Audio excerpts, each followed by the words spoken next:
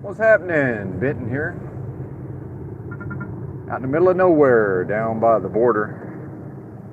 Picked up yesterday afternoon in Nogales, Arizona, and the nice folks, which is on the border, the nice folks were kind enough to allow me to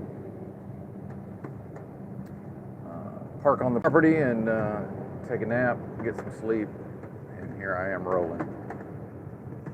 Back to Dallas-Fort Worth as usual, then back to Phoenix, or back to Arizona. They haven't told me if that's Tucson or Phoenix yet. Welcome, folks. You may notice, and I may very well lose signal. I'm not sure how that's going to go. We're going out into the middle of nowhere here, so figured I would give it a shot. So we'll see what happens. I believe there is a Border Patrol checkpoint at some point ahead. Hopefully, I'm hoping that it's closed by the time I get there.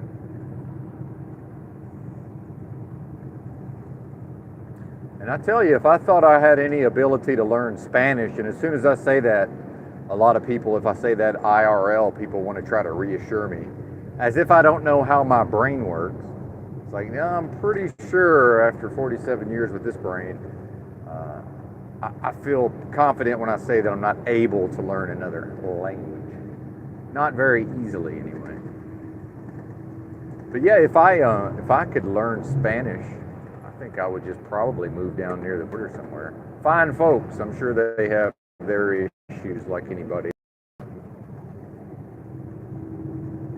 do like and the title of this live stream is Meditations on Meditation. I received an email from AJ Lloyd, since I'm free. You to see you. One thing about driving like this at night, I'm not really able to see what the grade of the road is. I'm a cup of coffee behind. What's going on here? I became so focused on getting ready to start the day that my coffee's now cold, but that's all right. Cold coffee's still good.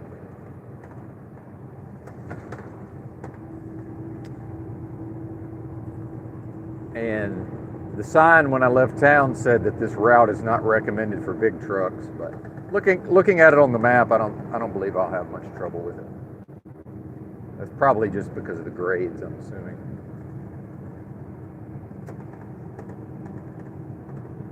Now, if I'm going to talk about meditation, I want to say that I'm referring to a formal meditation practice, which is, for most people, would involve sitting cross the floor or some other hard surface with a straight spine. Now, depending on a person's flexibility level, possibly a straight back chair, or even lying on one's back, assuming that one will not fall asleep lying on their back. I myself cannot fall asleep lying on my back for whatever reason.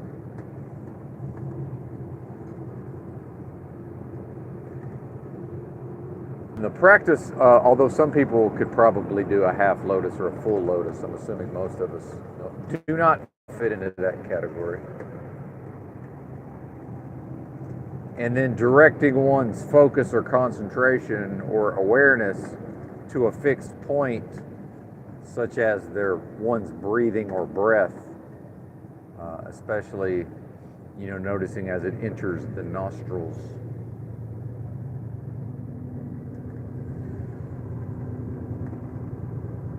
Invariably, what will occur, especially for a novice, is after a very short period of time, the practitioner will no longer be able to, will be carried away by their thoughts. Thoughts will invariably come into the mind very quickly. And then human nature is the content of the thoughts would tend to pull our attention, to pull the practitioner's attention away from the object of focus, which typically speaking, I would not that I would recommend anything, but I myself started by watching my breath, merely meaning observing my breathing, my physical breathing. And how I like to think about meditation is like physical exercise, or like weightlifting. I used to do a lot of weightlifting. So if I was doing a bench press, obviously I would take the weight out of the rack, lower it to my chest, and then press it away from my body. That's one repetition in that case. So the way I approach meditation is, although this is not how I approached it initially, I would think of every time that I focus my attention on the object of focus, my breath in this case, although it did become a different object of focus later on. Hopefully I'll talk about that at some point. That every time I then get carried off by my thoughts, then realize, oh, wait a minute, I'm actually supposed to be focusing on my breath, and then I redirect my focus. I direct my focus back to my breath. That represents a repetition, such that over time, if someone is ornery and stubborn and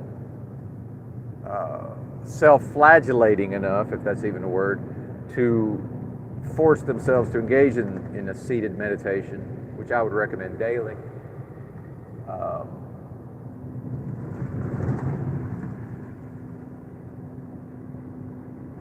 if they're able to do that, what I believe what resulted for me was that eventually my ability to focus and concentrate became much greater. It built up over time through those repetitions. Now, what will not happen in my experience, and I can only really talk to my experience when it comes to meditation,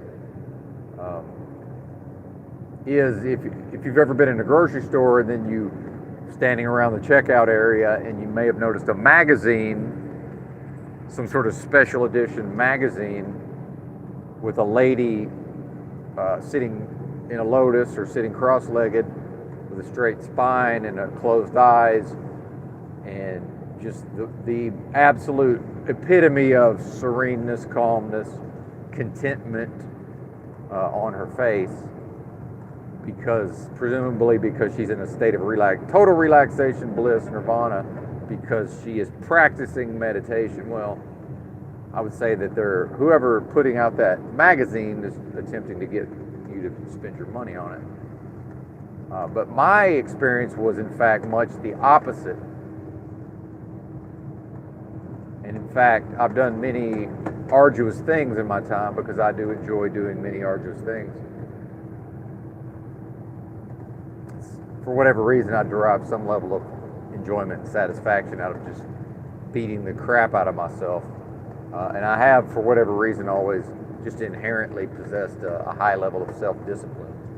Not that I've lived as a disciplined person, necessarily, but just when I do decide to focus in and do some shit, I'm able to focus in and do some shit. So what that looked like for me was that eventually I overcame my normal process of paralysis by analysis, in which when I became interested in meditation, I then read all of the written material that I could find about it, and I delayed the practice because I thought I needed to know everything there is to know about meditation. And it's not even something you can really, if somebody wants to learn how to do it, the only way to learn is by doing it. Now getting my mind right ahead of time and having access to some information, maybe for troubleshooting or whatnot, I found that to be helpful. But most of what I read, I would say, was just, when it came to actually meditating, was useless. And also, if anybody's listening to this, and I don't know that anybody's even here on the live stream right now, if you're not interested in meditation, then by all means, please feel free to completely ignore this video. And AJ Lloyd, we've had some good content come out of questions or topics that he's broached, so I felt almost a duty to give it a shot, as it were.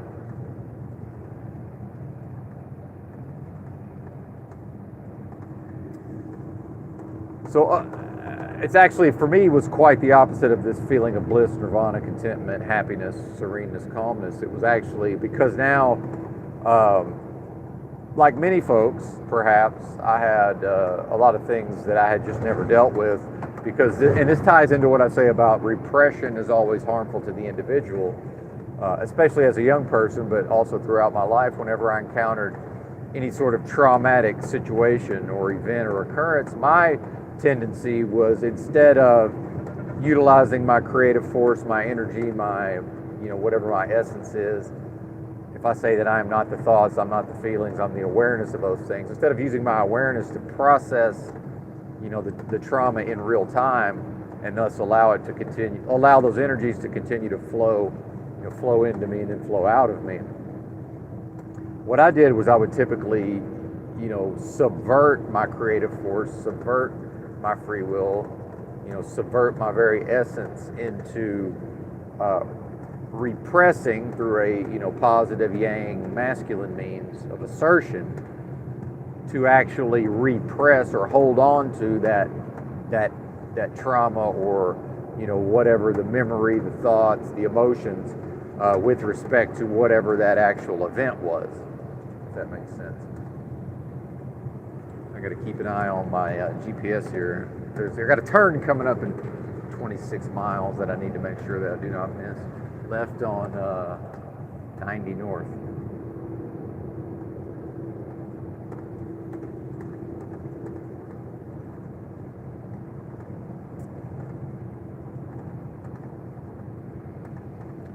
So my experience of beginning a seated meditation with a straight back, well, first thing was, wow, my hips are really tight. Like, I'm really not that good at sitting cross-legged.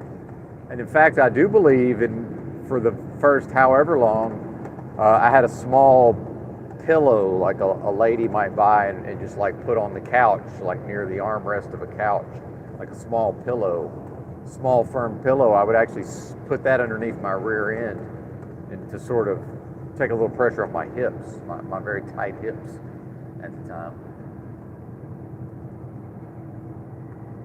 And that will loosen up eventually, in my experience, if one sticks with it. But then also realizing, having undertaken, many different endeavors up to that point, also recognizing that most people, when they say, okay, I'm going to begin meditating, yeah, they go ahead and the first day, and then maybe the second day and the third day, but then probably don't even make it to the fifth day before they say, fuck this. Or there's always, something always crops up.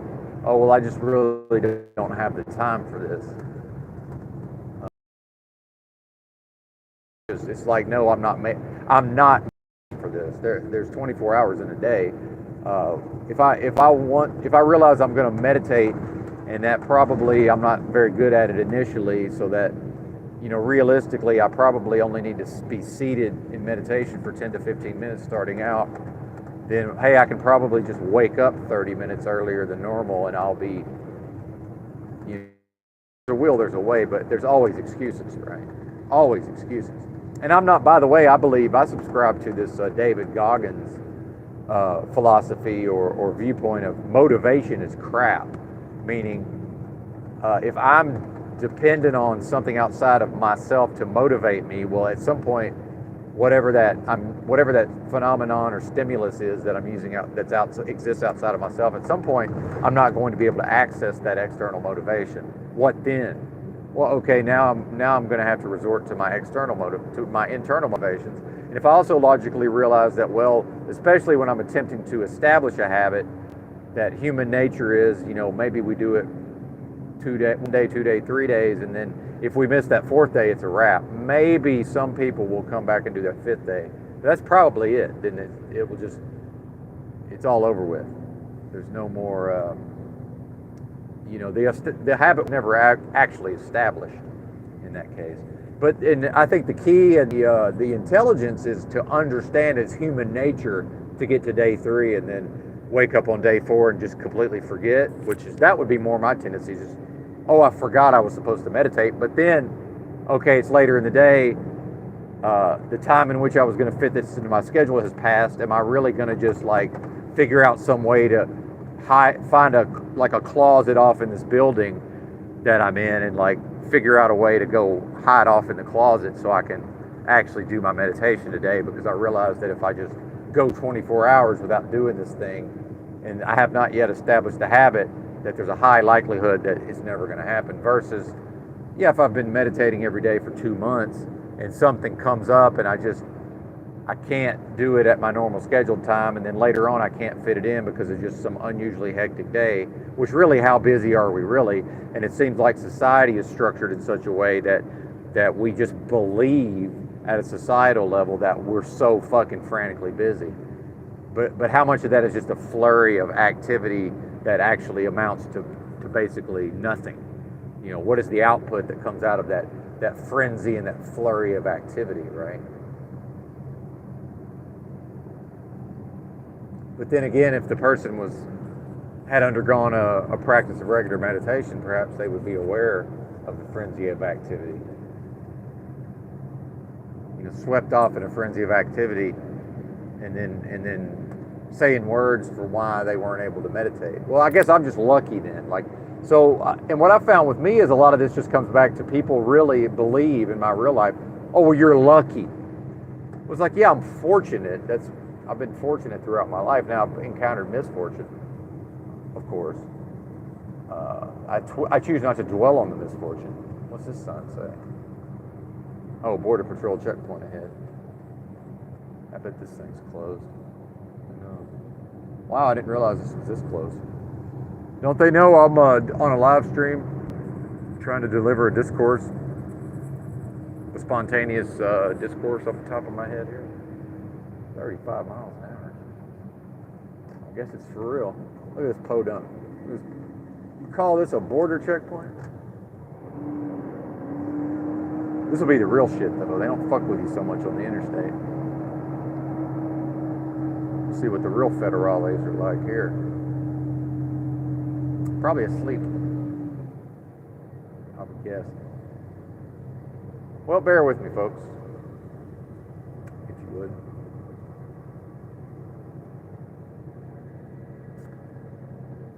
Miles an hour.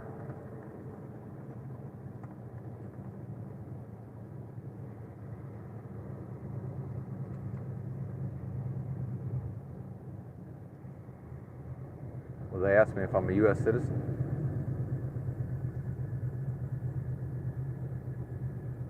Is this one of those where they, hey, what's up? I see the comments coming in.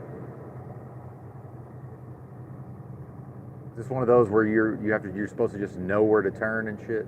I hate those.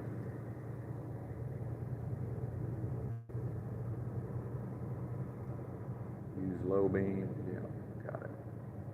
I don't think there's anybody astir in here.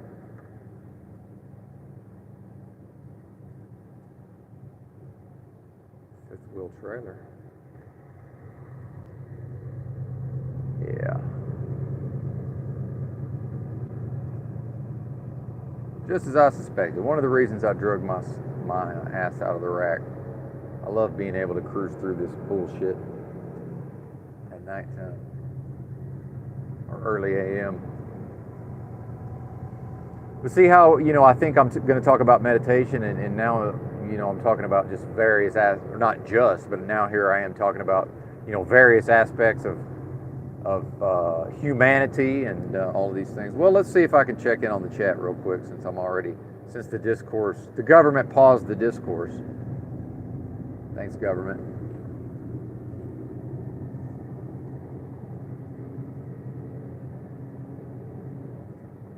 Do I even have enough signal?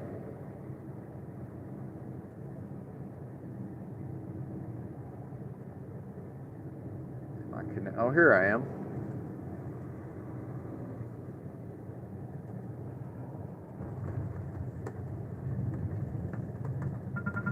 If this shit's gonna work or not, man. I'm surprised I'm still live on the internet here.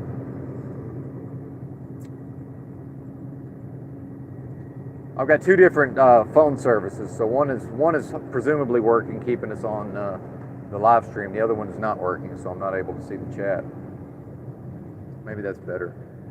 And 18 miles before we hang a left onto 90 north. I've never been this way in a big truck. Never been in Nogales, well, at all, actually, now that I think about it.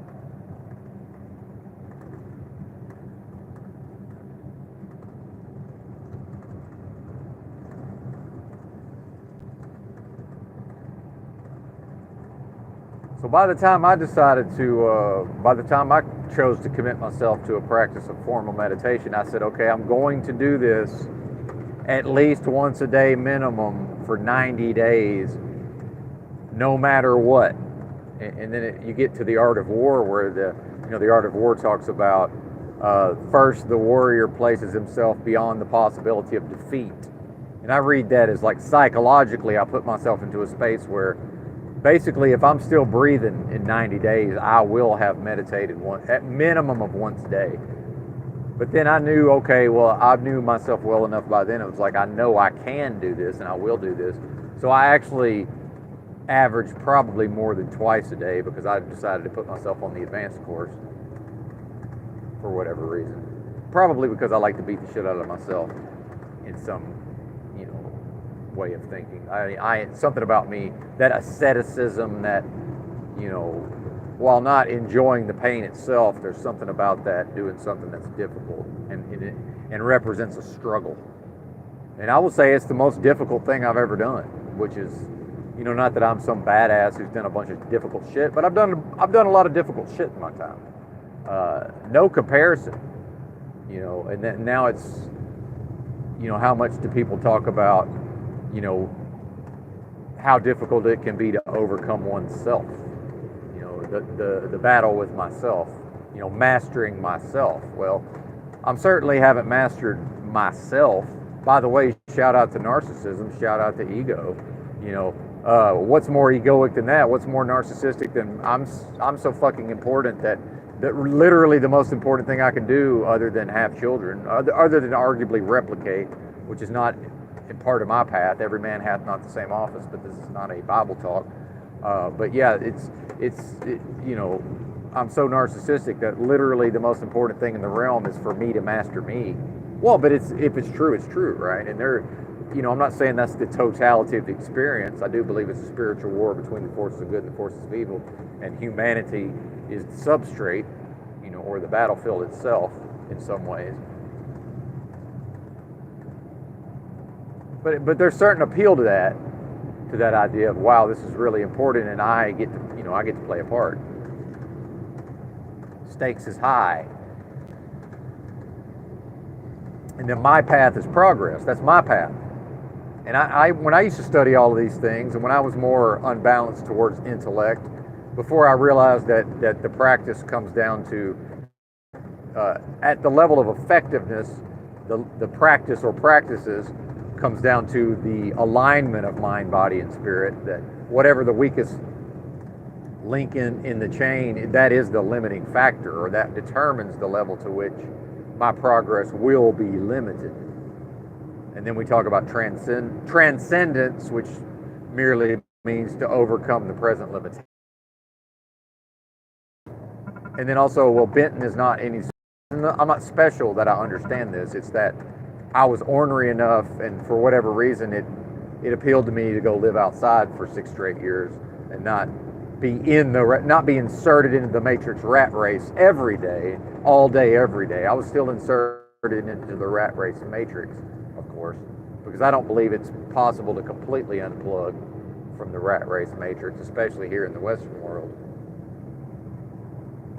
Even these people that talk about living off the grid, they're still driving their diesel pickup to the big box store a couple of times a month, even if they've got property out in the middle of nowhere, and they still have cell phones and internet. So they're not off grid. That's ridiculous. They can say, well, I get I'm not connected to the power grid. Okay, well, if that's what you're talking about, but off the grid seems to have taken on much different connotations. And if I'm actually still live on the internet, shout out to Verizon. I'm kind of surprised I'm still here. Pretty cool. Maybe it's choppy. I don't know. I don't know what the deal is.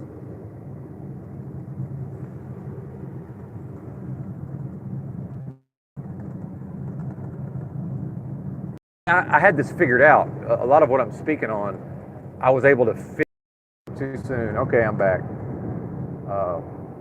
Hey, I'm doing this thing. That's cool, right? It's like, hey, I'm involved in this undertaking, and I was older. I was in my 30s at the time,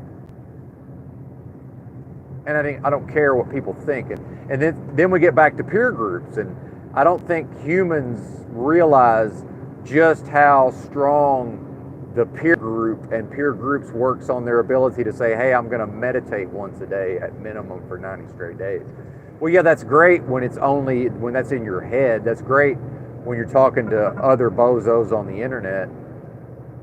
But what about when an individual, and I don't want to say you, what about when an individual says to themselves, okay, well, now I am going to do this thing and I am on social media, so of course I'm going to go out here and involve myself in allowing other people to interface with what I'm presenting as my own self-image via social media. And now, like, I'm involved in publicizing that I'm meditating. I'm undergoing a meditation process, and maybe I've gone out and purchased some kind of special rug or a pillow or a fucking Tibetan fucking whatever they. I have my own versions of all this. Believe me, I'm not any the rest of you in that regard. But then here comes the peer group. Here comes the peer group. How many people can interact with that peer group? And then invariably, there's a high likelihood of the peer group pushing back or indicating, well, this is bizarre. Is so this reflects on each individual that makes up the peer group, meaning, well, these people are most likely not going to undertake this process, and they may want to be sort of, you go girl type of comments, but then you're really holding up a mirror to the time that they, tried to embark on some sort of endeavor, and they tried to establish some kind of habit, and they were unsuccessful. So now they actually are incentivized to see you fail in your endeavor, because now they can go back to their state of contentment with staying exactly like they are. Now, see, you're putting your foot at it's like the crabs in a bucket. Now you're saying, okay, hey, we're all crabs in this bucket, and that's okay, but I think it would be even better if I reached up here with my claw and I started to pull myself out of this bucket, or at least to pull myself up where maybe I can get a different vantage point on what the hell's going on here. And then that's the entire point of that analogy is, well, the tendency is the other crabs are going to pull you back down into the bucket. So why do they do that? It doesn't make sense. Well, of course it does, because they are acting in their own self-interest, meaning they don't want to have to consider how your actions and if you demonstrate that you can establish habits, positive habits, well, now you're actually denigrating them in their own mind. See, but they don't understand that at a level of logic. It's emotional. Maybe pressure is going to be applied, and what's the main weapon of the pressure? Ridicule. So, just being able to operate outside of those peer groups, if it's my autism, whatever you want to call it, if it's my mind control program they put me on, I don't have to consider any of this. And in fact, the fact is, when I was a young person, I was one of those trendsetters or influencers in my peer group. So I could be to decide, hey, meditation's cool, and not that the peer group would agree with me necessarily in their own minds, and they would then start to meditate, although probably one or two that was trying to curry favor might at least try to fake the funk. But worst case scenario, they're going to leave me the fuck alone, which is really all I care about. Just just how about you just leave me the fuck alone? If I'm nuts enough to sit cross fucking legged every day, who cares? But then what I see, if I actually, when I voice all of this to somebody in the IRL, what I get is a lot of negation, because we seek to work efficiently. So the person, instead of going through the process of processing what I'm telling them, maybe they don't want to realize that they're beholden to these peer groups. Maybe they don't want to realize that, wow, actually, are you telling me that my friends and family, whenever I actually put myself out there and try to claw my way, further up the side of this bucket, they're actually going to, not only are they not going to support me, or they're going to pay lip service to supporting me, they're actually going to pull me back down. They don't want to process that. Well, I mean, what if we're talking about truth and we're talking about effectiveness in the real world? What's it matter what you want? One of my main advantages is, in most cases, I don't have to concern myself with what do I want, although of course I do, since I'm a human like the rest of you on many levels.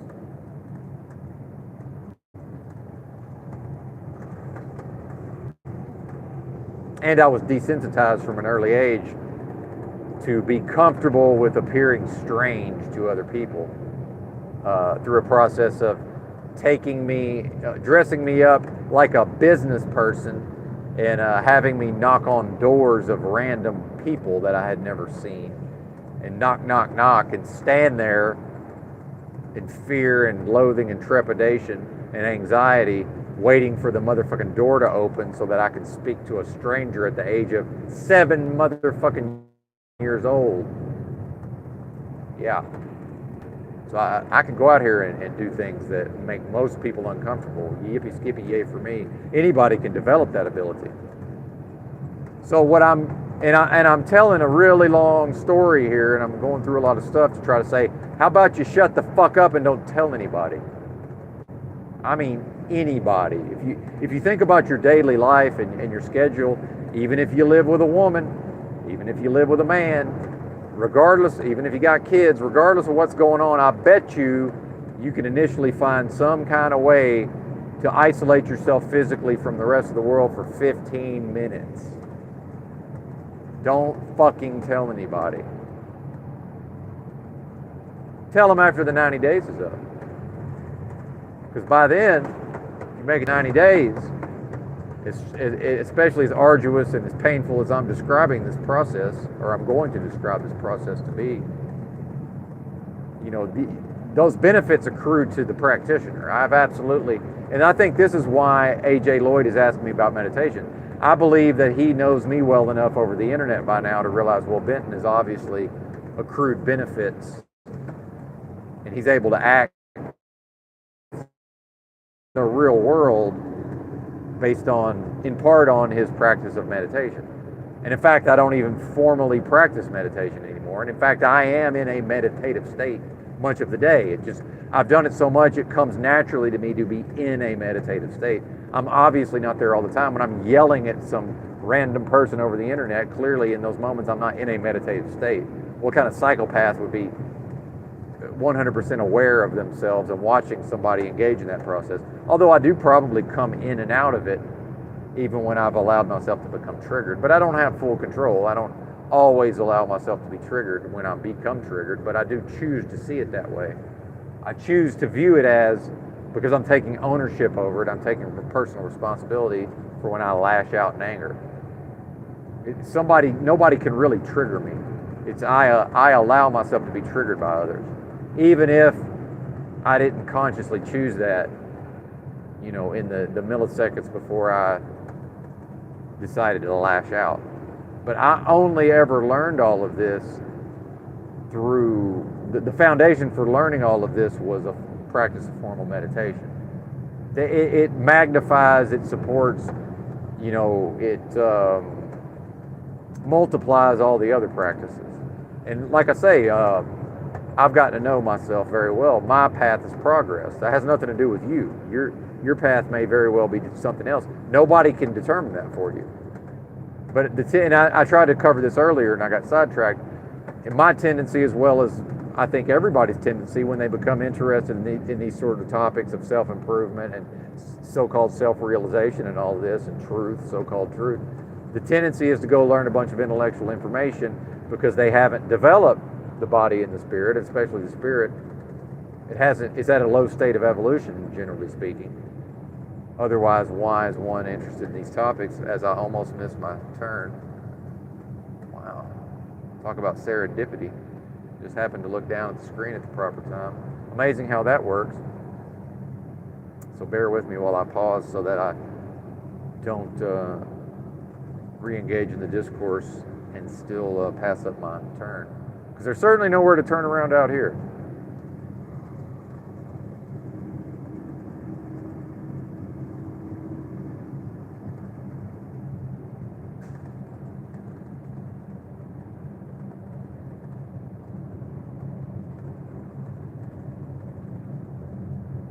And then if I talk about the idea of, I'm not the thoughts, I'm not the feelings, I'm not the sensations, I'm not the physical sensations. What my essence is that thing that is observing those phenomena. And I do get a little dyslexic sometimes. I realize I somehow reverse phenomenon and phenomena in my mind. I think Yurt indirectly pointed that out to me at some point through one of his discourses. Shout out to In a Thought Experiment. Shout out to JG if he's listening. And I do want to get back to more solo content as much as I don't really enjoy the panels. I like the one-on-ones. I find it difficult. I get very disoriented, and I find it difficult to follow once you get much beyond one other person. Shout out to Mitchell. He showed up in the chat, straightened us all out in various ways. That was my perception, but then again, I'm attempting to read the chat and listen to like 2 other people talk, 2 or 3 other people, so that's sort of what I'm referring to here. That might be EBT. My eyesight's so bad, but that icon looks like maybe that's EBT. Shout out to you, sir, if that is indeed you.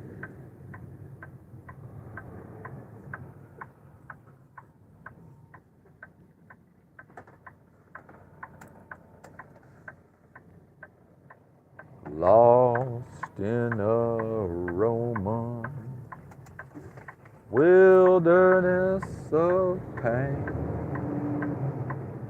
Oh, this is fucking... See, I've been procrastinating. I need to add coolant. Now the coolant light's coming on.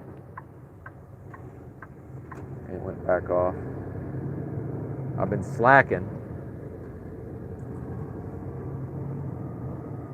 Shout out to the chat. Yeah, more solo content.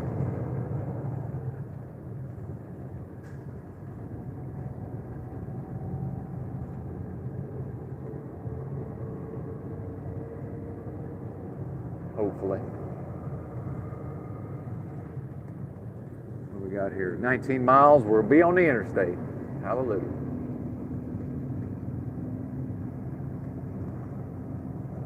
Oh, man.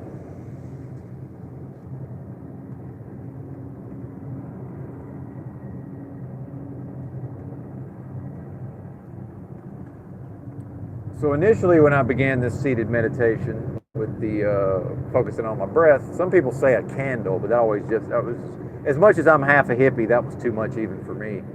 A fucking candle. Come on. Get the fuck out of here. Oh, back to the earlier point, yes. About, I think the tendency is, especially in a state that's, existing in a state unbalanced towards intellectualism or intellectual knowledge, the tendency is to go out and try to,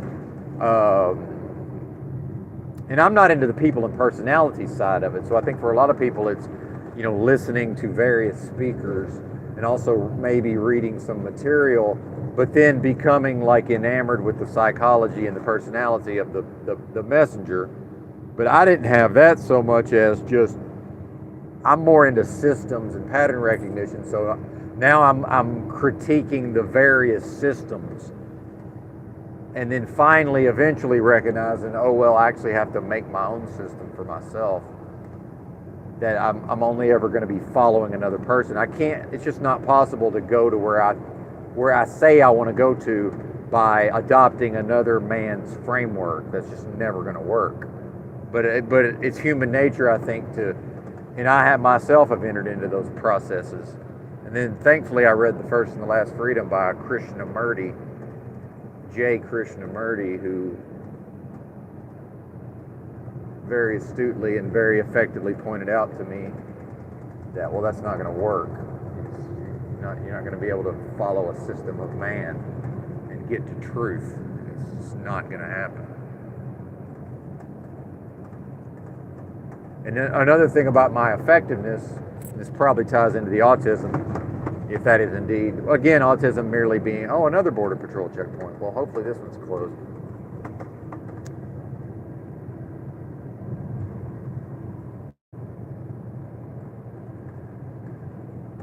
I guess we'll pause that. Let's see, maybe this is the one I was thinking. I guess there's two, and I had only noticed one on the map. Got to keep our eyes on this government, y'all.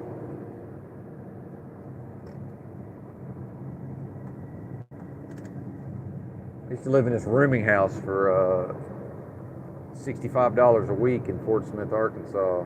Eventually they raised the price to $75 a week. I was working at a gas station. No car, walking to work. It was great, actually.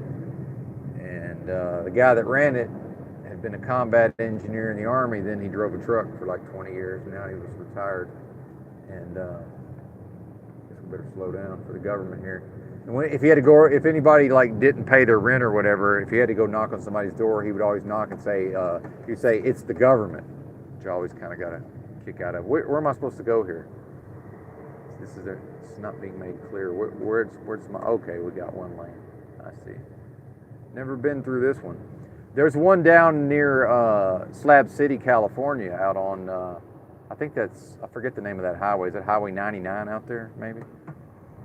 Or 199, I don't remember. But it sort of looks a lot like this. These little ones kind of fuck with you a little more from what I've noticed. Although this time of the morning, maybe not so much. Will I affirm my status as a U.S. citizen here? Quite possibly. Keep going? All right, they waved me through. All right. Somehow when I'm live streaming, they know to be cool. I don't know how that works.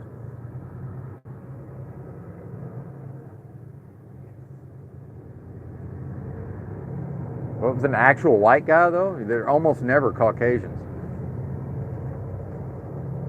Huh. How about you?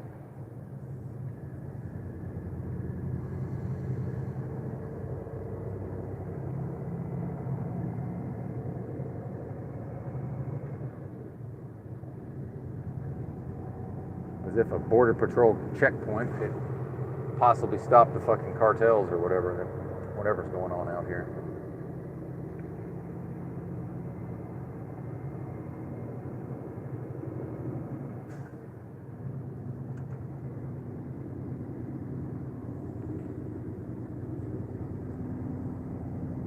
Where was I? I cannot. Yeah. One moment.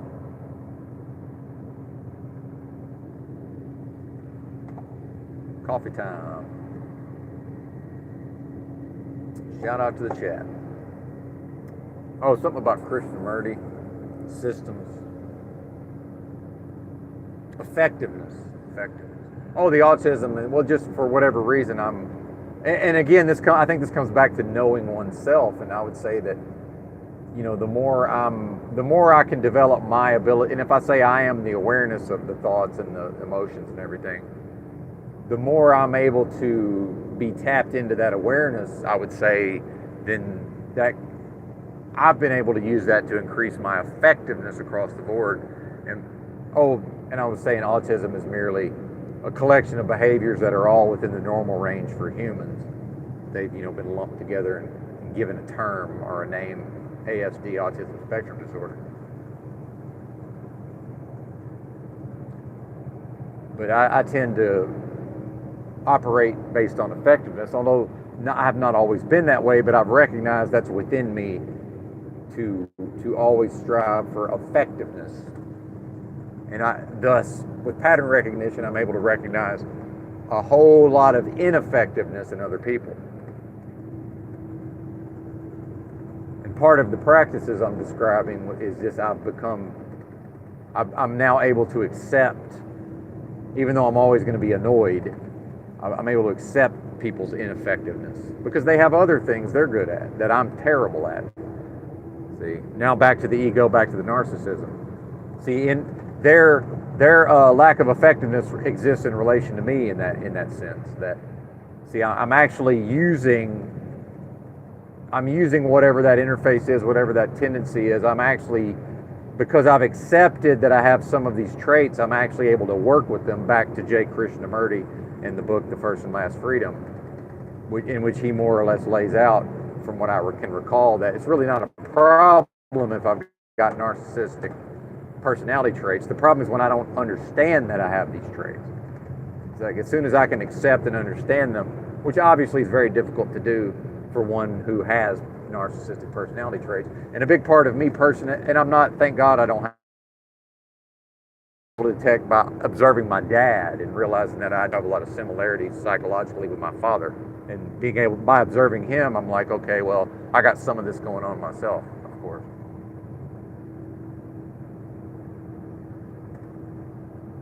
But I don't believe he will ever be able to detect his.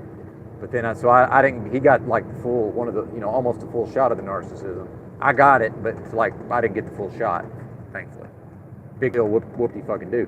But see, no, I can't, it's not possible. This is part of what's so fun about this, whatever this experience is, because we're really not sharing it at that level, right? You whatever your, as an individual, whatever you are undergoing, whatever your past experiences is, I don't have access to any of that. You can tell me about some of it, but, and honestly, I'm not that interested. I'll just be honest with you. I'm so far up my own ass, I'm really not that interested.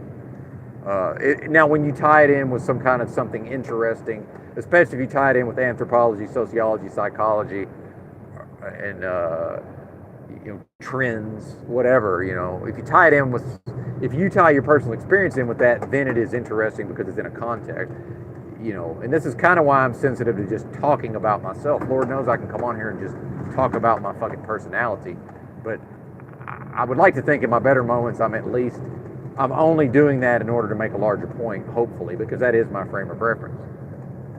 So up until somebody else talks about themselves and makes it interesting at a level of topics I find interesting, I'm just not into it, man. Just not that into it, if I'm honest with myself. But then how does it feel to recognize that I really don't give a flying fuck about most of you at the level of just who you are as discrete human beings? Am I okay with, yeah, can I be, like, how does that feel? I don't feel any kind of way about it. It's like, oh, well, now he sounds like a sociopath. Well, I mean, except I have a high level of introspection. So, yeah, probably I do have some of those, because if you study what psychology says sociopathy is, now it's like, okay, are we going to throw around terms that we haven't actually studied? Now I'm becoming annoyed with the audience for things they haven't even done. See how it works? I'm already annoyed. See, I was annoyed before. Now it's just, okay, well, now I'm even slightly more annoyed than I was before. But am I able to be comfortable with this and accept all of this? Well, part of that was getting in touch with being able to focus on and concentrate through whatever that awareness is. And this is also, we talk about the schizophrenia. Well, as long as I'm strongly in that I am the awareness, the thoughts are what's schizophrenic. The awareness can never be schizophrenic. I mean, if you think about it, that's not possible as far as I can tell. It's the thoughts that manifest in certain ways that causes the person to behave schizophrenically. Because what is schizophrenia? It's a behavior. It's a series of behaviors. Where does it begin with? Thoughts, mental concepts. Because we're sophisticated, we're intelligent. This matrix, this nightmare dystopian beast system has blown so much smoke up our asses that we just believe that we're so accomplished because we're so sophisticated and we can use technology. And I'm not really speaking for anybody, I'm just speaking generally. Look, and I'll say this, look, if I'm not talking to you, I'm not talking to you. If it don't apply, it don't apply. Because I think sometimes people get, and I have this tendency, they kind of get sensitive thinking I'm lecturing them. Look, if it doesn't apply, it doesn't apply. I might be preaching to the choir here. How the fuck do I know? I don't even know who's listening. And I don't know who will listen in the future. Who knows? This, and I don't even want to go down that road. But it's a ripple effect. I don't know what's going to come out of this. It's not even my business what comes out of this. All I know is I got an email, somebody wanted me to speak on some stuff. And then, part of my function is that I have the unmitigated gall and audacity to just be like, okay, I will speak on that, even if, without really concerning myself of, well, am I even qualified to speak on it? Well, I think I am, but we'll see.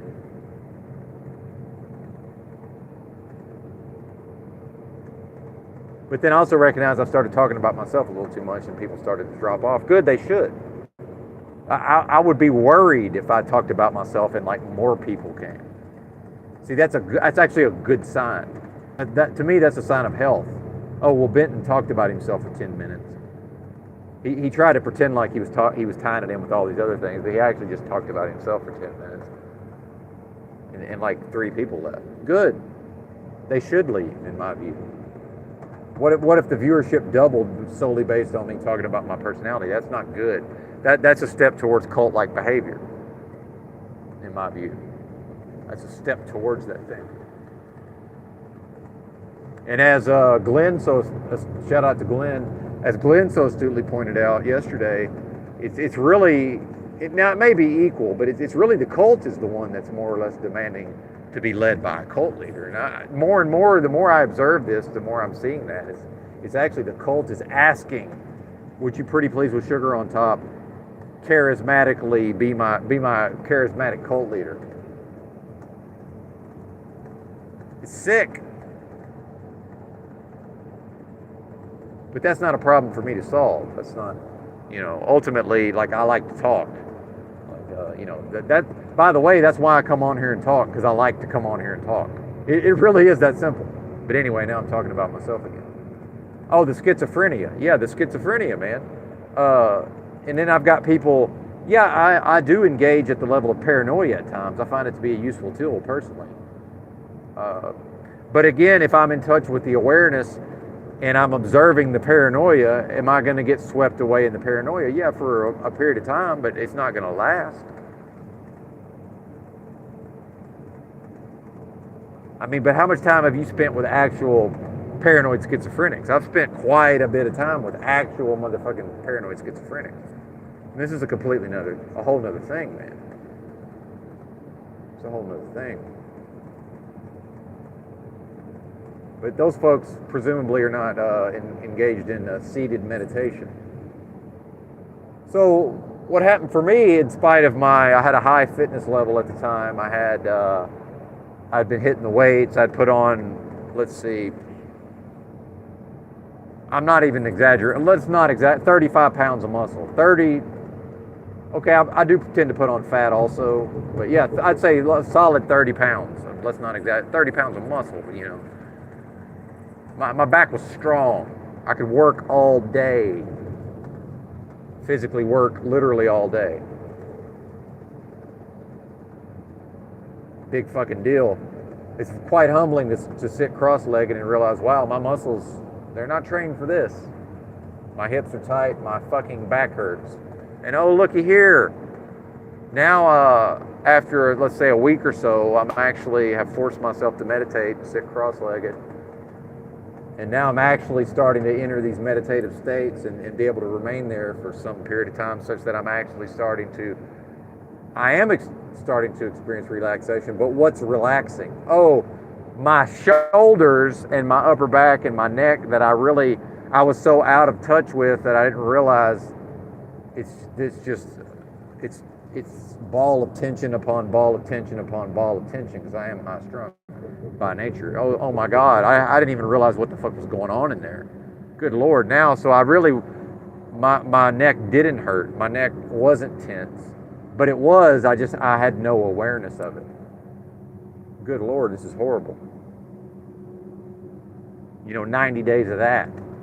90 days of, I can't even really sit with a straight spine hardly. And then being like, well, I guess I will try sitting in a chair for some. Oh, I think I actually started out laying on my back. See, my memory's not good.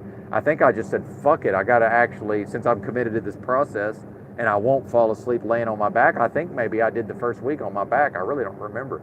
But then with the progression, of course, at a certain point, I was like, okay, now I'm going to have to force myself to sit cross-legged.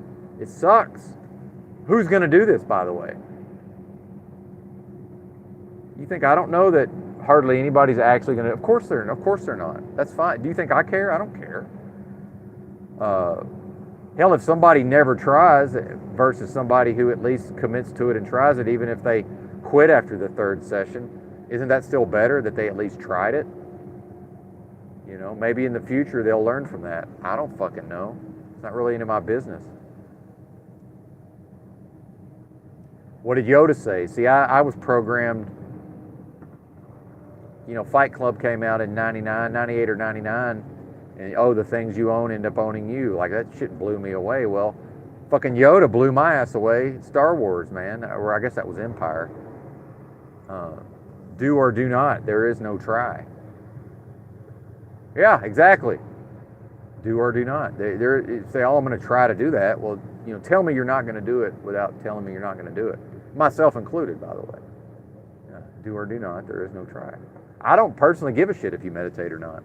Now, it'd be better for you if you did, arguably, although it's also could very well be the most difficult thing that one ever does, possibly. It's definitely not that lady sitting serenely, placidly in a perfect state of bliss and nirvana on the cover of the magazine at the grocery store. It's certainly not that.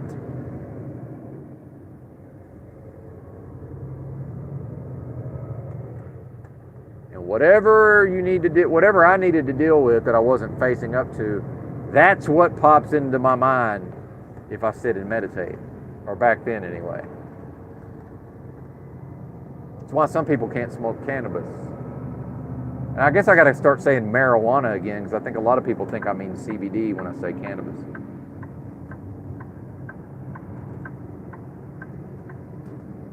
THC, psychoactive component. That's why some people can't smoke it, because they say, oh, it makes me paranoid. Well, it makes you look at the shit that you're not looking at.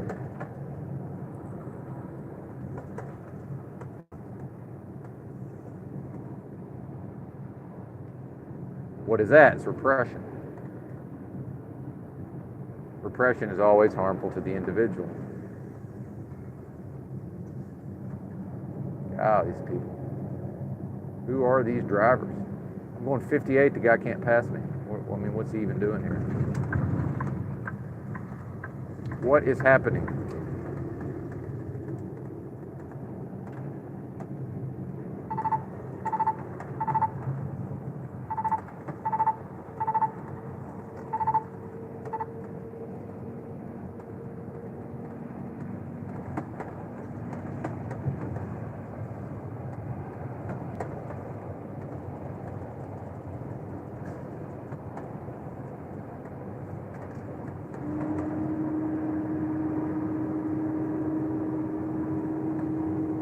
I don't know. Seems like I guess I've shot my wad about meditation.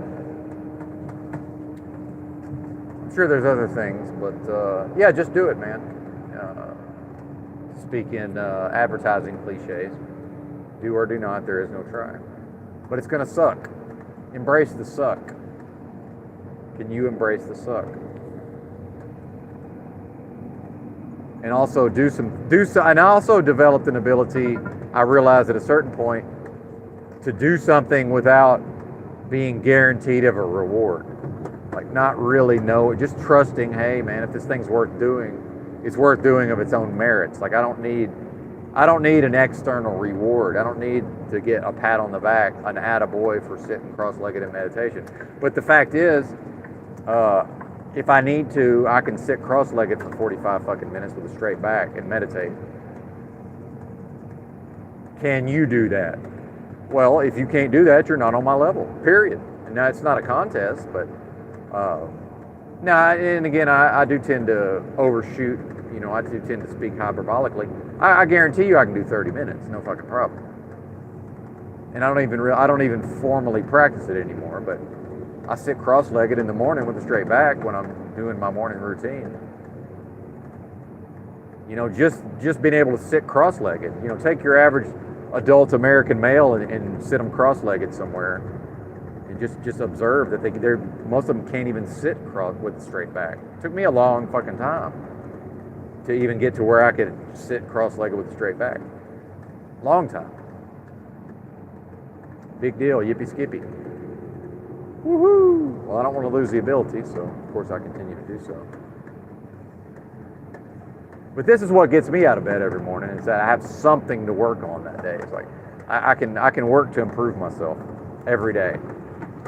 And I also learn to use, I realized that, well, okay, assuming I'm still going to be here, I'm not promised tomorrow, but assuming I'm still going to be here in 20 years or whatever, and I'm talking about back then obviously I don't need to make very much progress, because there's going to be like, how many days are in 10 years? 3,600? I don't know, my math's not good. 36,000.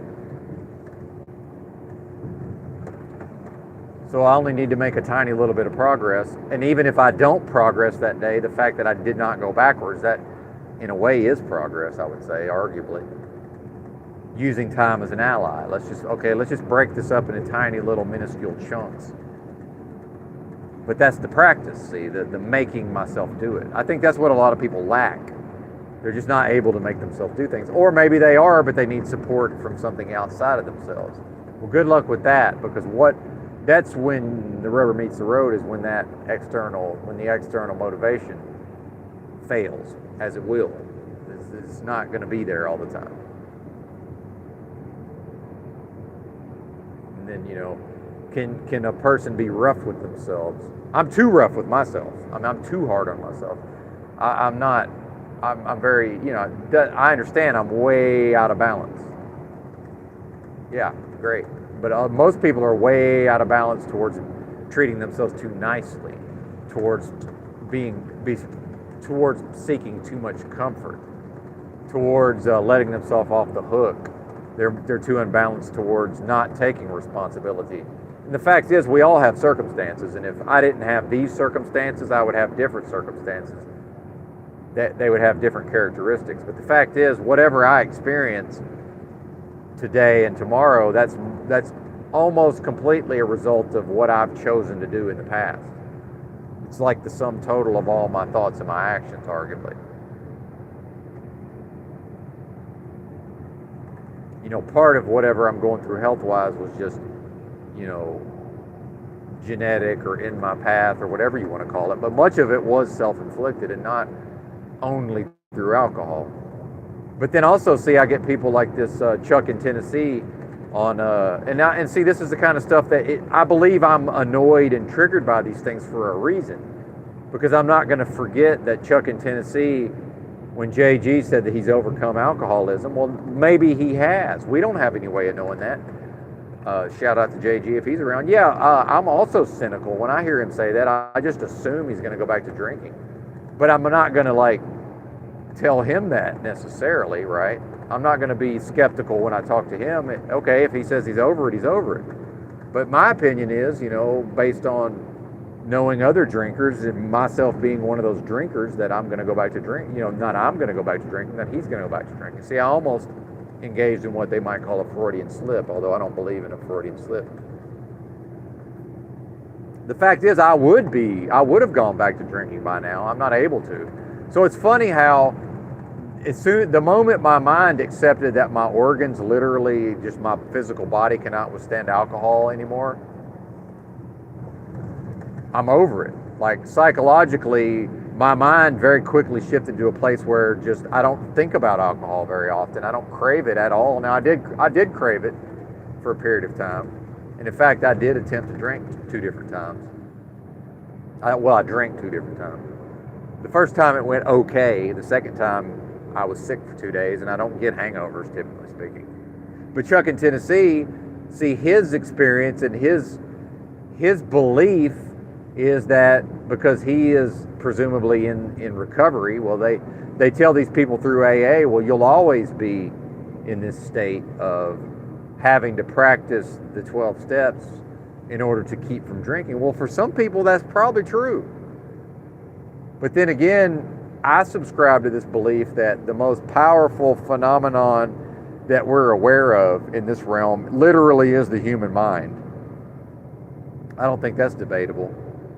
And I've got one inside my skull, and so do you. Are you really telling me that I can't tap out into the power of my mind and overcome something as silly as alcoholism? Really?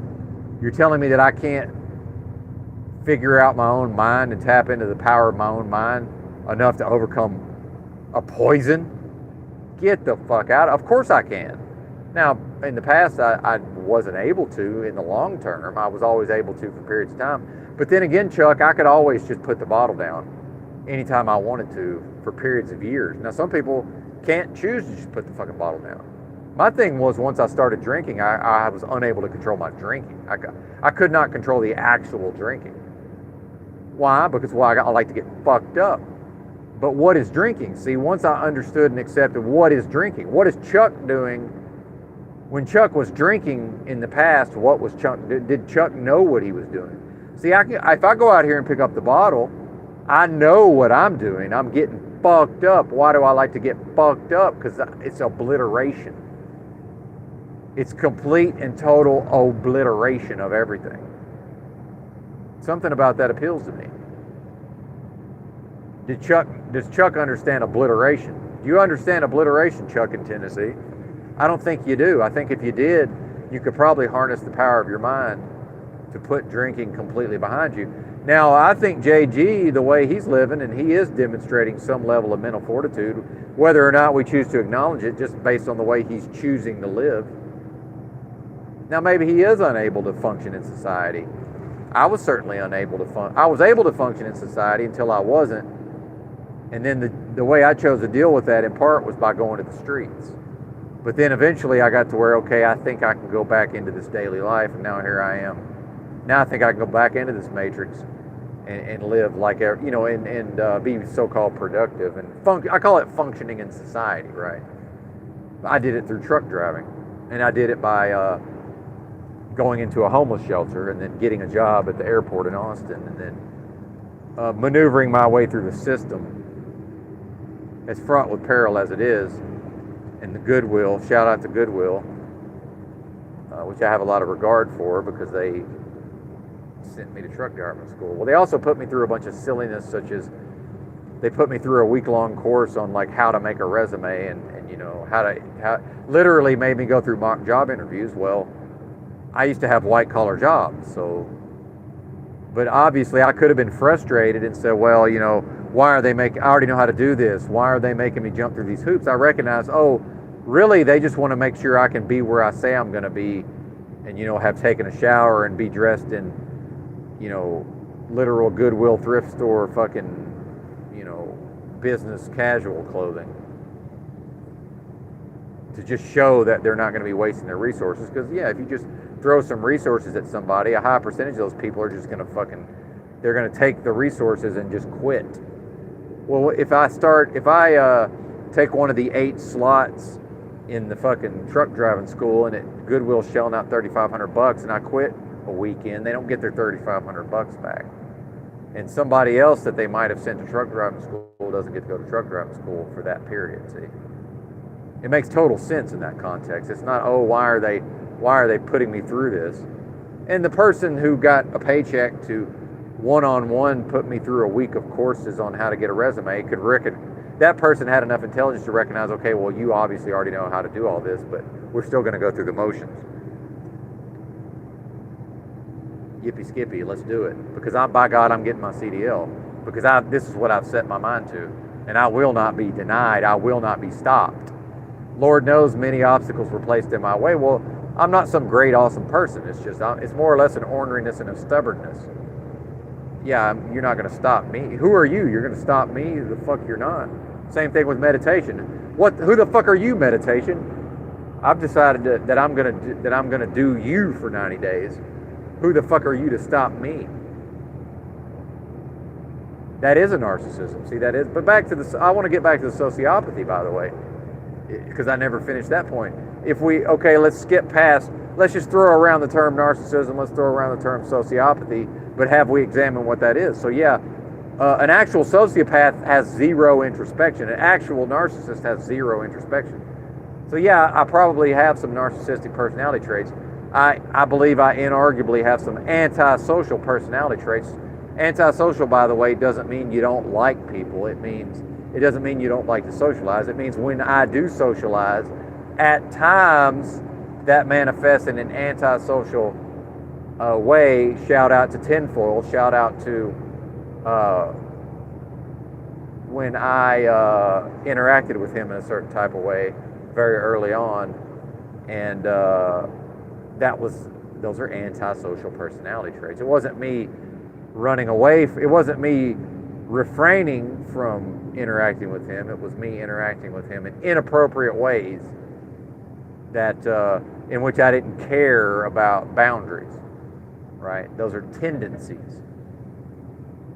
So how much, am I able to develop myself to the point where I'm able to minimize those tendencies? And in fact, I've been sitting with the cool kids, having intellectual discourse around a rectangle table in the morning, having my coffee in Slab City, California, in the Sonoran Desert, at the Internet Cafe, where I had inserted myself into those circles, because I do have some social skills, thank God. And because this is what people do. Once they find a button, they push the button, and my buttons were being pushed such that I felt like I needed to defend myself. And a person who's now a fucking meth head, piece of garbage addict, who at the time was a very good person, shout out to Styx ... STYX. He looked at me in the moment and said, "Hey, your sociopathic personality traits are showing."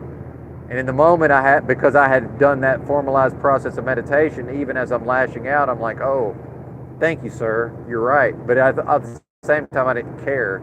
And at the same time, wasn't that part of who I am anyway? Like, really, if I'm an actual sociopath, wouldn't I be minimizing these things? Well, maybe I am minimizing these things. Maybe it's okay to show this side of myself in a certain context, as long as it's appropriate, because by God, those people had transgressed upon me. And now I was going to settle their hash. See how it works? This is the practice. This is the practice. And it doesn't make me great. It doesn't make me anything to be followed. It makes me a human being just like the rest of you, but with my own characteristics and my own traits. Well, like J. Krishnamurti would say in his book, The First and Last Freedom, one of my favorite books I've ever read, it really doesn't matter that I have those characteristics. What the issue is, if I have those characteristics and I don't understand that I have those characteristics, and I'm resistant to those characteristics. The more I resist those characteristics, the more actually now they're going to more strongly manifest. So, and I think that's what we see with the narcissism, is that the narcissist is constantly resisting all pushback at the level of their own narcissism, which it feeds itself as a loop. Now we're into the looping.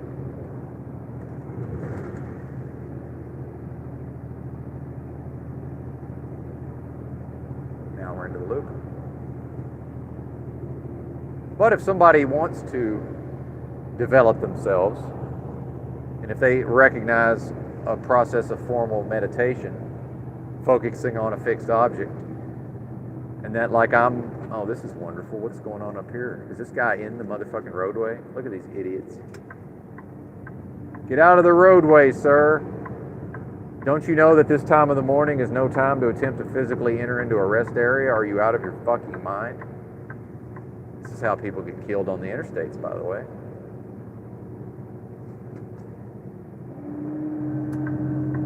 One of the ways.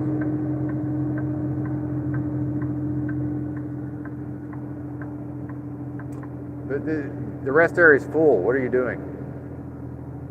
That must be a rookie who doesn't yet know not to try to enter the rest area at 2 a.m. or whatever time it is.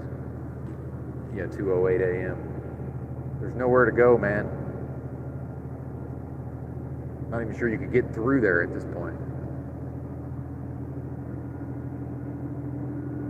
Now I see my name being highlighted. Yeah, okay, now that I've got service, I will attempt to actually read the chat.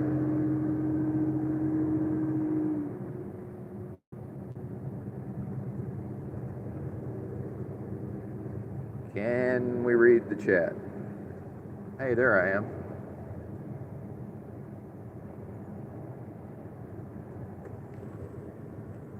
good Lord. See, now I'm moderating the fucking channel and I don't want to. I don't want to moderate. Did I click on community moderation? I guess I did. Why can't I make this thing default to fucking all messages, by the way? Why can't that be done? Hey, what's up, Tranquil Vortex? What's happening? Good to see you. Shout out to the chat. What's up, everybody? D-Rex, EBT, probably dropping jewels. My eyesight continues to degenerate. I think I'm just going to have to force myself to park the rig long enough to actually go. I'm probably going to pay about double what I normally would for some glasses. Just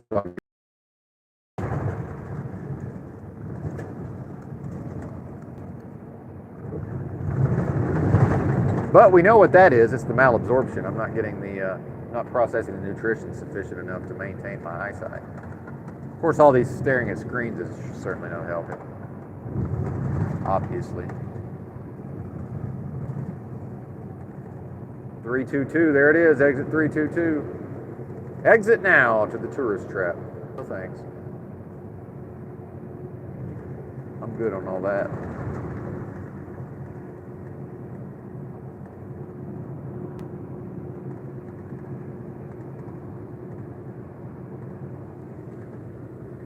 Having a cold beer. I do like cold beer, I must say. Awesome.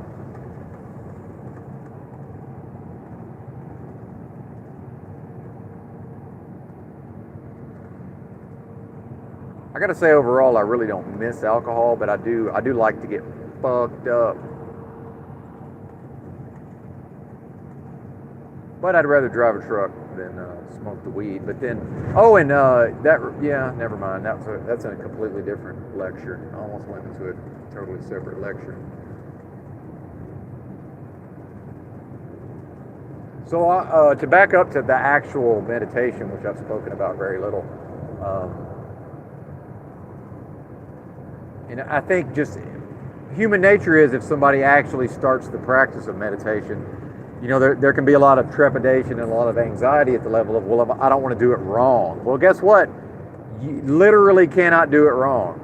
Why? Because a meditative state is a light switch. When the switch flips on, that means I'm in a meditative state. When the switch flips off, I'm not in a meditative state, and there's literally no other possibilities. It is binary. It is a 0 or 1. I'm either in a meditative state or I'm not in a meditative state. So if I sit cross-legged for 15 minutes and the light switch never goes on, I didn't do anything wrong. I just never got into a meditative state.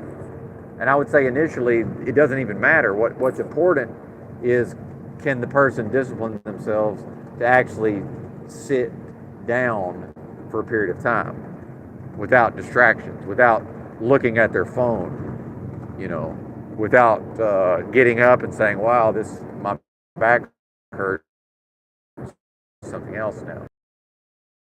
10 minutes, 15 minutes. I think I started with around 15, probably, maybe 20, because like I say, I like to be on the advanced course.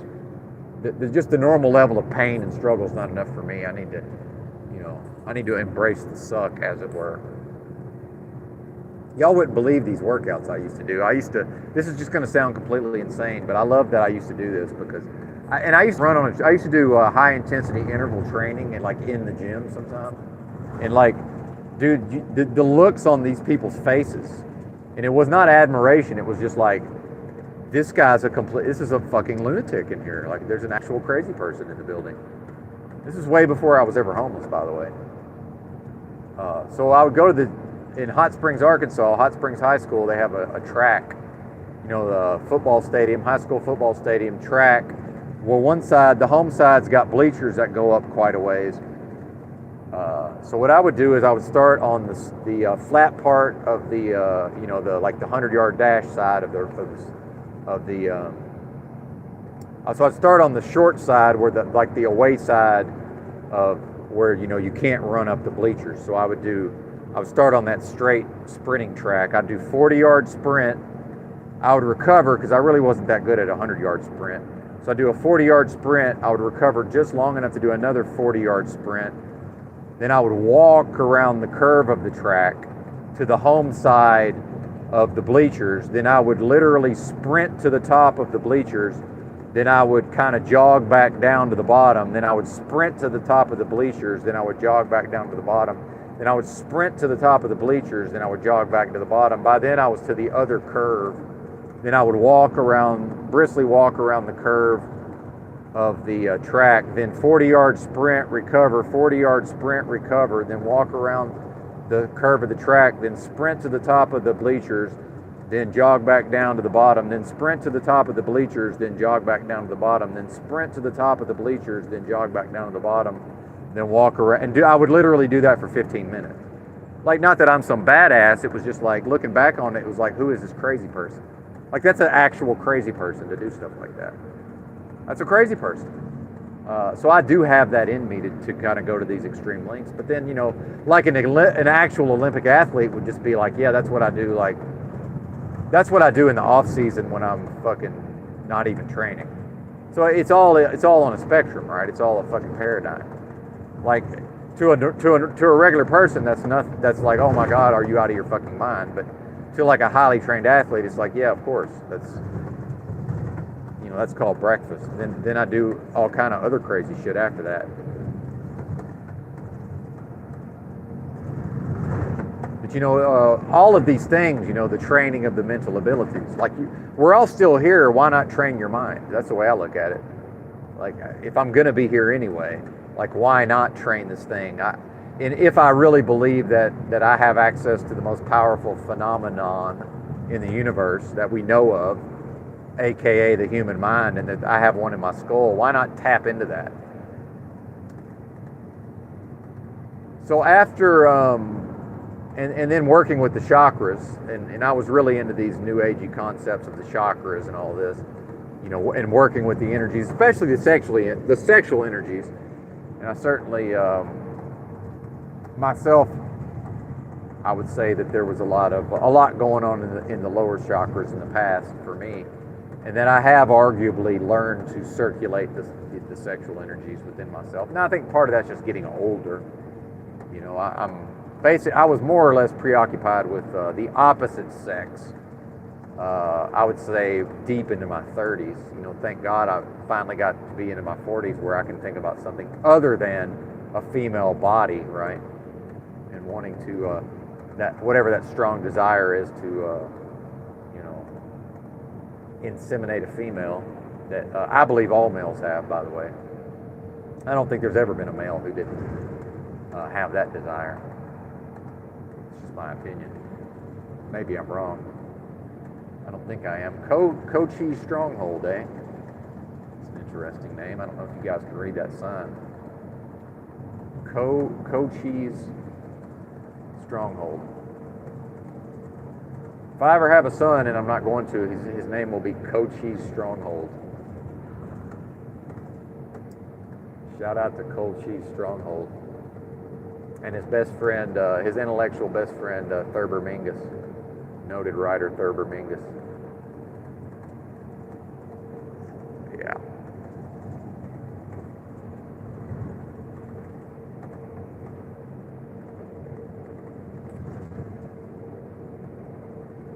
And I would like to have a co-host if I'm going to keep doing these streams, but, is there somebody who can leave me the fuck alone long enough that I can actually deliver some of these discourses, but then also know when to chime in? Ed McMahon. Ed knew how to get in where he fit in. Probably not going to happen. So eventually I realized, okay, this is great, focusing on my breathing, but now that I'm working with these chakras, now I'm becoming familiar with this concept of a third eye meditation.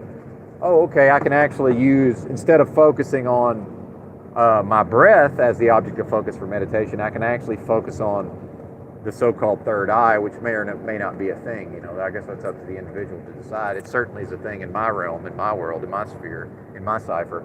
So actually, I can direct my focus to the spot between my eyes, but slightly above, right?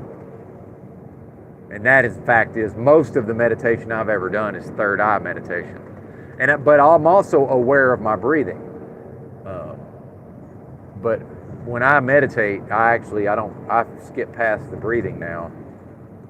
And that, to me, that's almost like one level of awareness. Now I'm involved in this third eye meditation. Well, what I've learned through that practice is, in the past, and I do believe in the opening or the expansion of the third eye, just whatever that consciousness is. Now, some writings will indicate that that's the third eye, that's actually like the Christ consciousness or whatever, and that's all debatable. You know, we're using the English language and we're discussing various concepts using the English language. I mean, it's going to be confusing, and there's going to be differences of opinion solely based on the language, I would assert. Seems to me, you know, that's built in, that's baked into the cake, as it were. Am I speeding? It must be 65 through here. I must be speeding.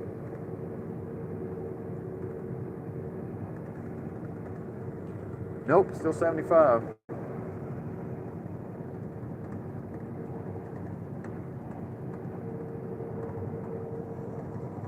So, you know, through whatever you want to call that, you know, the decalcification of the pineal gland, maybe that's the thing. I believe it is. Look, and I start out, I believe all this shit, and then, like, over time, I might look back on it and be like, well, actually, no, that wasn't really a thing, even though I believed it at the time. But then you get into things like the placebo effect. So, you know, my perception, anyway, you know, is that it seems to me back in my more normie days, back in the olden days, with ex-wife number one, you know, working at for a Walmart vendor, having a badge to go into the Walmart home office, you know, normie as fuck, although still an oddball weirdo. But I guess I was able to hide the oddball. One thing about being young, and I've said this before, you know, nobody ages out of being a fucking weirdo. In fact, it's the opposite, you know. You know, probably just in my youth, I was just more able to hide these weird, strange, oddball tendencies, I'm guessing. Although they were, you know, somebody who was observant and tapped in could probably detect them, I'm guessing. But then it was also like, that was a time culturally where we were sort of, it was cool to be a nonconformist, right? Like, nonconformity was seen as cool. Nowadays, you know, I've argued that, you know, conformity is actually the new nonconformity. The cognitive dissonance, the doublethink, is that we actually, you know, the way to demonstrate that one is actually a nonconformist is through conforming, but doing it, you know, at a level of irony, almost like ironic nonconformity. You know, ironically conforming, like that somehow represents conformity. Well, my generation, you know, Gen X, I'm only ever going to see that as like, well, actually, you're just justifying your own conformity. But then, you know, at what level was I even non-conforming? It's really more via pop culture, you know. Amazing that the Nightmare Dystopian Beast system just very conveniently provided me these means through pop culture that I could identify at the level of my own self-image. Ooh, I was cool. I was the only kid on my block that knew to go fucking rent the VHS for Clerks, right? Ooh, I'm special and cool. Yippee fucking skippy, right?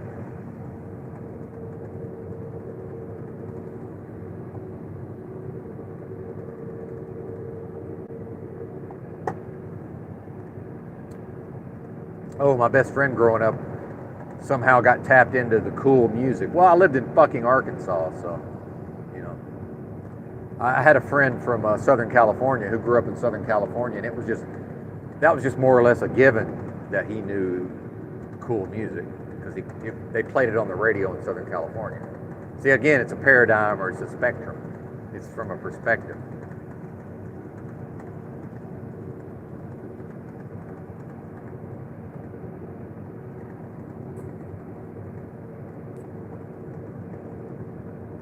So after, you know, now my experience today is that I have an expanded awareness through my so-called third eye, like, meaning that I can remember when I was normie as fuck that, you know, it seemed like my physical vision, and it like almost like right now what I'm doing is I'm making a circle with my left hand,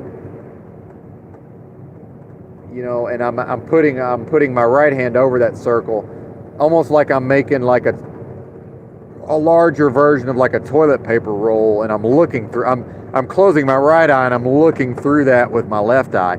that was what my awareness was in the past, and it is a vision, but it's really a perception, and then it's my perception of my perception, which is, now we get kind of deep on it, but now it's expanded. Now there's no limitation, or I don't have a perception that I'm limited. But back in the past, before my awareness through my third eye, what I perceive as to be a third eye, and I understand that I'm choosing that terminology, and I'm choosing to see it that way, in part because that was what was, even if that's true and somebody else found out about it and wrote about it, and then I came along and read about it, I understand. But again, now we're back to the schizophrenic type thoughts, but that doesn't make me a schizophrenic. That's a schizophrenic style of thinking, but I will work within that. Let's see. It's the schizophrenic is not able to, they're not able to work with these things. They're carried away by it. They're undeveloped in that way. Highly developed in other areas, of course. And thankfully I don't have the high IQ. And as we do recognize the masses of humanity becoming more and more schizophrenic. We recognize that. Shout out to Layla, who so astutely predicted this. Well, saw it happening, most likely, 2+ years ago. Look how time flies, by the way.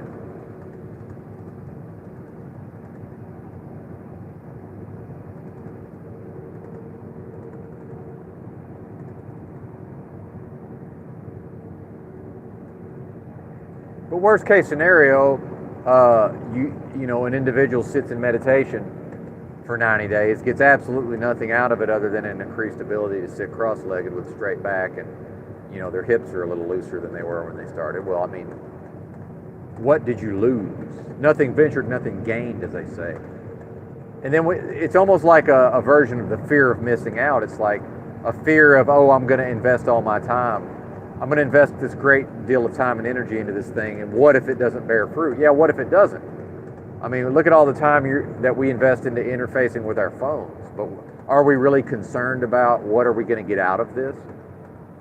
Look at all the time I spend listening to various content. Am I worried about, is this a waste of my time or not? I'm really not concerned about that. But well, now I'm going to do this thing that's going to be difficult. Now I'm going to go into this fucking cost-benefit analysis of, is it going to be worth it? Well, I would say that what I found to be true philosophy, and by the way, I'm engaged with all these aphorisms over time, which represent these epiphanies, and again, it's wisdom, and wisdom is bestowed, it's not attained, it's granted. Correct philosophy is the absence of incorrect philosophy. They say, well, that's obvious. Well, is it? I've never heard anybody say that. It's not about me going out here and finding and comparing all the philosophies to each other. It's no, once I see the philosophy is not correct, don't engage with the philosophy anymore. It's like, okay, I see that that's not correct philosophy. Take my sharp knife and cut it out. Excise the fucking malignant tumor. Cut it the fuck out. Get rid of it. Don't engage with it. That's what I do. But once I see the value in something, I keep it. Even if it came from the Bible, I still keep it. Once I see the value, I'm not concerned with where did it come from. Is this true? Yes or no? Or does this represent truth? Because truth is manifest. Truth is in flow. Truth is created, arguably, I would say, out of our creative force. We're manifesting it. We're bringing it into being, see?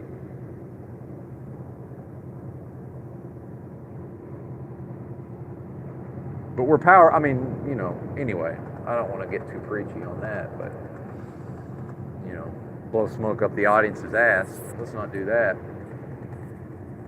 But I understand the skepticism. Like, I understand the skepticism.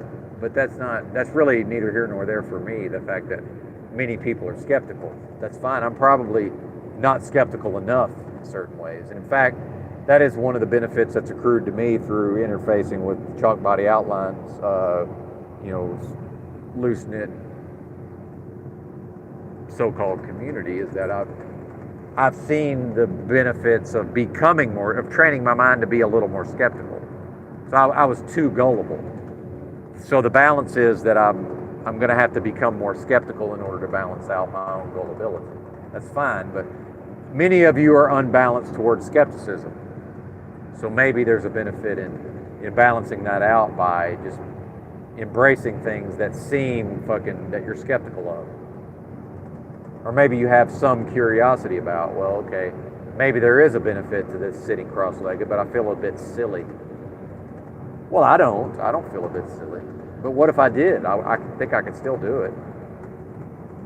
When I was in the gym sprinting on the treadmill like a lunatic, wasn't my concern that some people looked at me like, oh, look at this fucking lunatic. So what? I'm about to leave here and get in my car and drive away, but I'm going to be in much better shape than they are, so I win. Based on the rules of my game. And we all get to define success for ourselves. It's up to us to say, this is what success looks like for me. So when somebody says, oh, he's successful, what they mean is he earns a good living, or he's figured out how to mine a lot of fiat. Which is, I don't look down on that. It is impressive when somebody's able to accrue a lot of fiat. Good on them, and I love money. That's not true. I don't love money. I like money. And I do like money. I really do. And studies have shown if I've got $8,000 in the bank versus having a wad of $8,000 in my pocket, however I feel when I pull that wad of 8 G's out of my pocket is far greater than how I feel when I look at my bank balance on a screen and it says 8000. There's something about that, having that tangible cash money. There's something to that.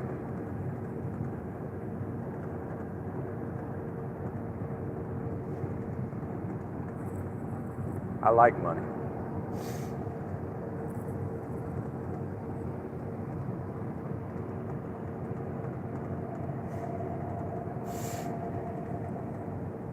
See, I guess we could take calls if I'd actually bothered to start this thing from StreamYard. But then when I see somebody popping up wanting to join, it's hard for me to discipline myself enough to just be like, well, actually, I'm not going to bring you up because I'm going to rant for an hour and a half. But at the end of that, please join me.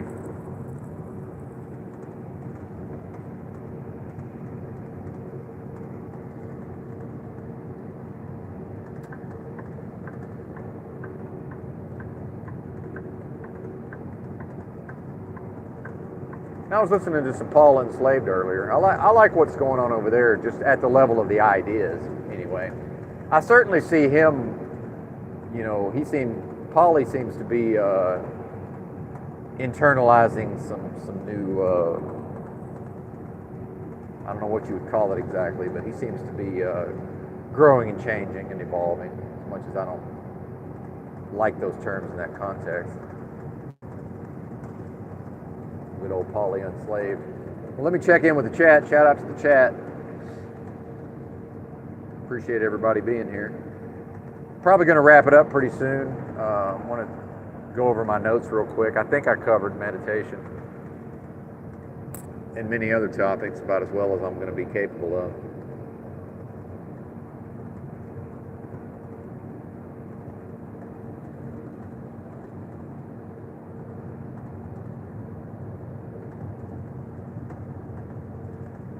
You can't do it wrong. That's the main thing. It's a light switch. You're either in a meditative state or you're not in a meditative state. Every time, and if I sit in meditation, I'm just like everybody else. My thoughts will carry me away. It's not like I sit there fucking blissed out for 30 minutes. Although I probably have. I probably have at various times. But, that's a rep. Every time you direct your focus to your breathing or whatever your object of focus is, then you get carried away with your thoughts and probably emotions. I say thoughts because I'm just more inclined towards thinking and ideas. But it can also be the emotions. When the emotions carry you away, the thoughts carry you away. Every time you realize, oh, wait a minute, I'm actually supposed to be focusing on my breath, and you go back to your breath, that's a rep. And your focus, your ability to focus and concentrate without having to be engaged with and entertained and catered to will increase. So that's a benefit to you. I may very well return here shortly. Thanks for watching. Bye.